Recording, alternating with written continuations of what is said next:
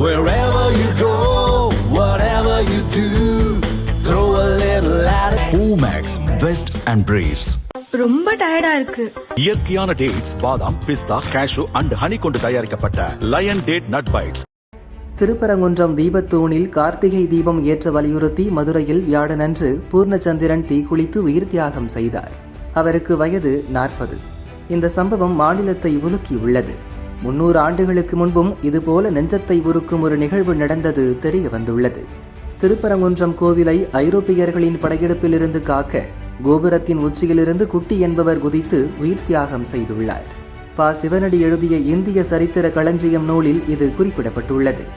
மதுரையில் 1792 தங்கியிருந்த ஐரோப்பிய படையினர் மீனாட்சியம்மன் கோவிலுக்கும் திருப்பரங்குன்றம் முருகன் கோவிலுக்கும் சேதங்களை உண்டாக்கினர். ஐரோப்பிய படை திருப்பரங்குன்றம் கோவிலுக்குள் புக முயன்றது.